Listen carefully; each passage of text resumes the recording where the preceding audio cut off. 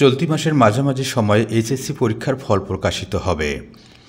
এরপরেই গুচ্ছভুক্ত বিশ্ববিদ্যালয়গুলোর 2025-26 শিক্ষাবর্ষের ভর্তি পরীক্ষার সিদ্ধান্ত নিতে সভায় বসবেন আয়োজক কমিটিতে থাকা বিভিন্ন বিশ্ববিদ্যালয়ের উপাচার্যরা। তবে আগামী ফেব্রুয়ারি মাসের জাতীয় নির্বাচনকে সামনে রেখে এই পরীক্ষা আয়োজনের দিনক্ষণ নির্ধারণ নিয়ে দ্বিধাদ্বন্দ্বে আছেন তারা। যদিও জাতীয় নির্বাচনের আগে ভর্তি কার্যক্রম সম্পন্ন করতে পারলে পরীক্ষার্থীরা সেশন জটে পড়ার সম্ভাবনা কম বলে মনে করেছেন সংশ্লিষ্টরা। গুচ্ছের 24-25 শিক্ষাবর্ষের টেকনিক্যাল কমিটির আহ্বায়ক ও নোয়াখালী বিজ্ঞান ও প্রযুক্তি বিশ্ববিদ্যালয়ের উপাচার্য অধ্যাপক ডক্টর মোহাম্মদ ইসমাইল বলেন, 24-25 এর গুচ্ছভর্তি পরীক্ষার কার্যক্রম শেষ হয়েছে।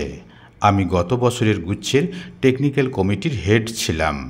বিগত সময়ের তুলনায় এবারে গুচ্ছের কার্যক্রম অনেক আগেই শেষ হয়েছে।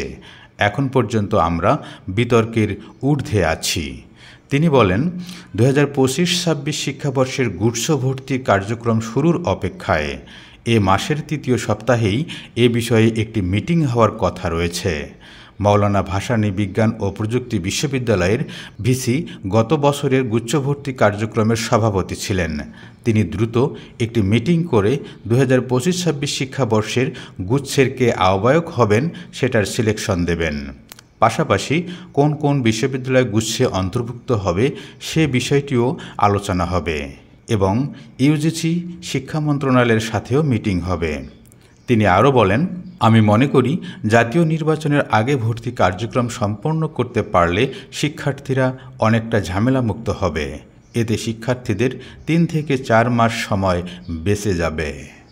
সুপ্রিয় শিক্ষার্থীবৃন্দ, এই ছিল আজকের মতো গুচ্ছভুক্ত বিশ্ববিদ্যালয়গুলোর 2025-26 শিক্ষাবর্ষের স্নাতক ভর্তি পরীক্ষার আপডেট তথ্য।